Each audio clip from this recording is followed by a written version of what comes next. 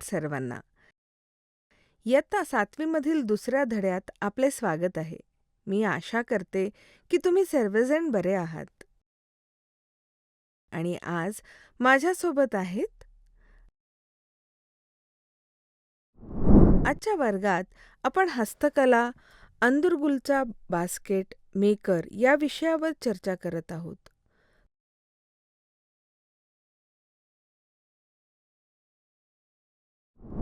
तुम्हाला हस्तकला म्हणजे काय हे माहिती आहे का? हस्तकला म्हणजे हाताने बनवलेल्या वस्तू.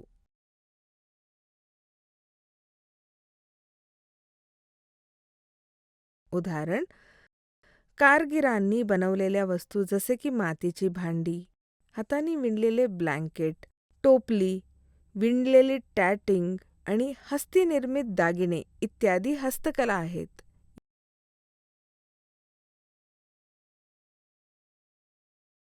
या अशा गोष्टी आहेत ज्या आपण आपल्या दैनंदिन जीवनात वापरतो. या सत्रात आपण शिकत आहोत अदुगुलाचे बास्केट मेकर,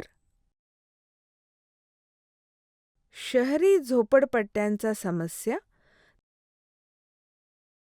तेलंगणा आणि आंध्र प्रदेशचे बास्केट मेकर. त्यापूर्वी आपण हे शिकूया. एरुकला आदिवासी. एरकुला ही आंध्र प्रदेशच्या दक्षिण भारतीय भागात मोठ्या प्रमाणात आढळणारी एक जात आहे.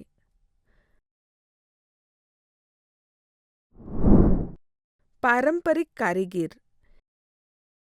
एक व्यक्ती किंवा कंपनी जी कमी प्रमाणात उच्च दर्जाचे उत्पादन बनवते, सामान्यतः हाताने किंवा पारंपरिक पद्धती वापरून. पुनर्वापर केलेली साहित्य. पुनर्वापर म्हणजे फेकून देण्यासाठी तयार असलेल्या साहित्यातून काढून त्यांनी पुनरुपयोगी साहित्य रूपांतरित करणे किंवा बदलणे. संकल्पना नकाशा.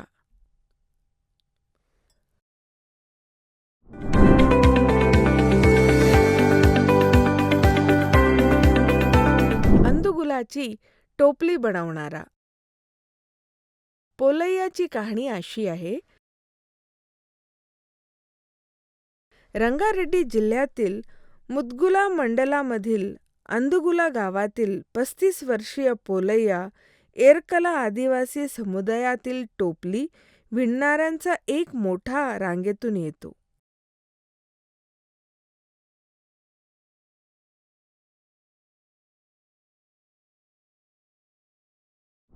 त्याची पत्नी बग्गम्मा देखील त्याला टोपल्या बनवण्यास मदत करते आणि त्याला 3 मुले आहेत. पोलैयाचे वडील 30 वर्षापूर्वी त्याच गावात टोपल्यांची मागणी कमी झाल्यामुळे इतर कुटुंबांसह हैदराबादला गेले.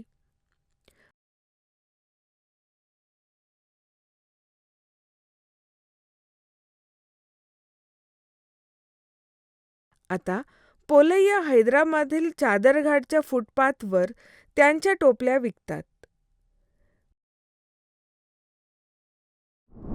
पोलैया जंगली खजुराच्या पानाचे तीक्ष्ण काट्यांचा वापर करून टोपल्या बनवतात.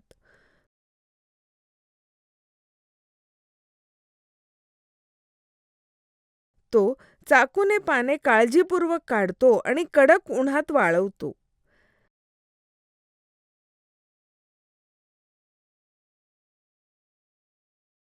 कच्चा माल, जंगली खजूरची पाने, त्याची मूळ गाव अंदगुला येथून घंडामध्ये गोळा केला जातो.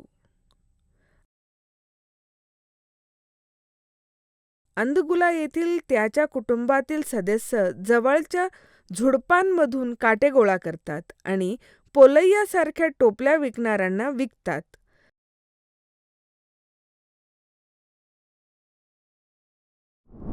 अंदुगुला हैदराबादपासून सुमारे 60 किलोमीटर अंतरावर आहे.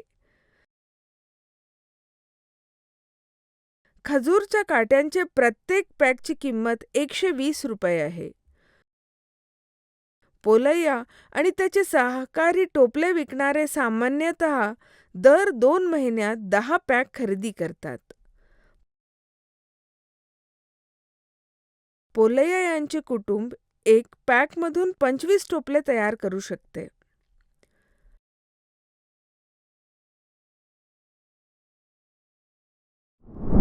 काटांचे 10 पॅकसह ते सुमारे 250 टोपल्या तयार करू शकतात.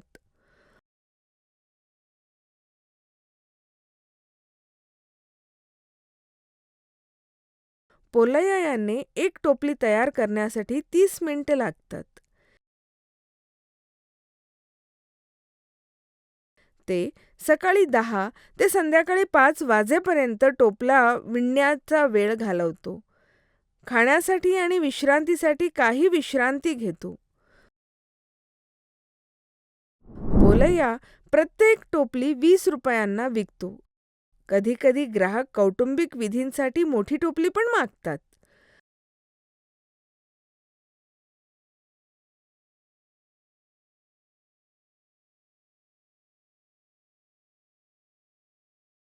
वापरलेल्या कच्च्या मालाच्या प्रमाणात अवलंबून या जास्त किमतीत विकल्या जातात. तो वर्षभर टोपल्या विकतो. 2 महिन्यात टोपल्या विकून ₹5,000 कमवू शकतो. टोपला बनवण्याचा खर्च ₹1200 आहे, ज्यामध्ये तो त्यांच्या गावी जाताना प्रत्येक वेळी वाहतुकीचे ₹100 समाविष्ट नाही. म्हणून त्याचे कुटुंब 2 महिन्यात ₹3,700 कमवते. पण ते त्यांचे सर्व खर्च भागण्यासाठी पुरेसे नाही. अधिक पैसा कमवण्यासाठी पोलैया बांबूच्या वस्तू जसे की ट्रे आणि स्टँड देखील खरेदी करतात आणि विकतात.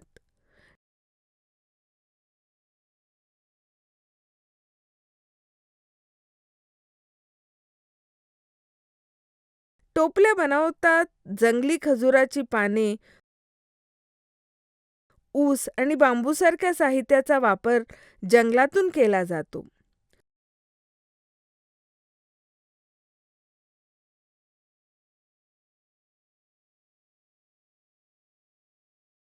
दुर्दैवाने मोठ्या उद्योगांसाठी जंगले मोठ्या प्रमाणात तोडली जात आहेत, जे त्यांच्यावर अवलंबून असलेल्या लोकांसाठी खरीच खूप वाईट गोष्ट आहे.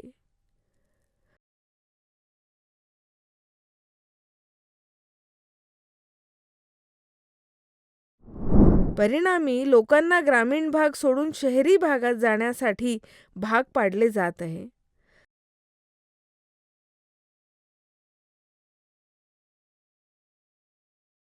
अनेक पारंपरिक कारागिरांना या आव्हानाचा सामना करावा लागतो आणि त्यांना गरजेशिवाय शहरी भागात राहावे लागते.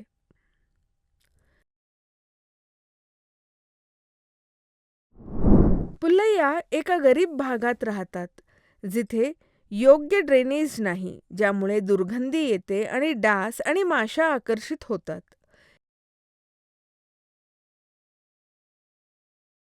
वीज किंवा स्वच्छ पाणी नाही.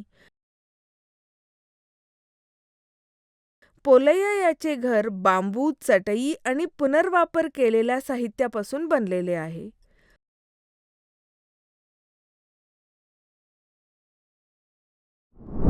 पाऊस पडला की छताला गळती लागते आणि घरात पूर येतो. कधीकधी अधिकारी पोलैया आणि इतर कुटुंबियांना हाकलून लावतात. ते मतदान करू शकत नाहीत किंवा राशन कार्डही मिळवू शकत नाहीत, कारण त्यांच्याकडे ओळखीचा किंवा निवासाचा पुरावाच नाही. याचा अर्थ ते शहरातील लोकशाही प्रक्रियेत भाग घेऊ शकत नाहीत किंवा गरिबीसाठी सेवा वापरूही शकत नाहीत.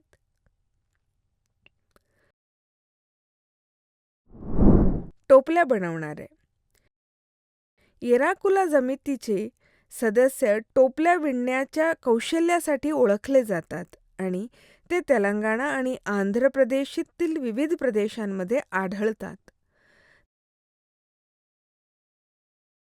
त्यांची महिला एरुका चेपुटा सोडी म्हणून ओळखल्या जाणाऱ्या भविष्य सांगणाऱ्या पारंपरिक पद्धतीमुळे त्यांना एरकुला असे संबोधले झाले.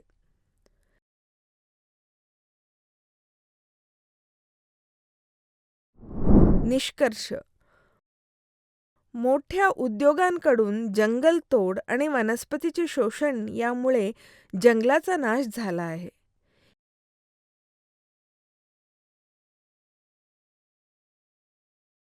यामुळे टोपल्या बनवणारे जंगलातून स्थलांतर करतात.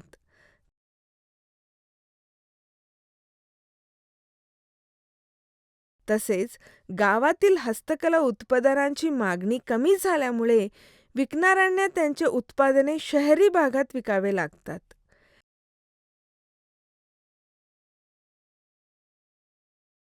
शहरी भागात त्यांचे जीवन दयनीय आहे.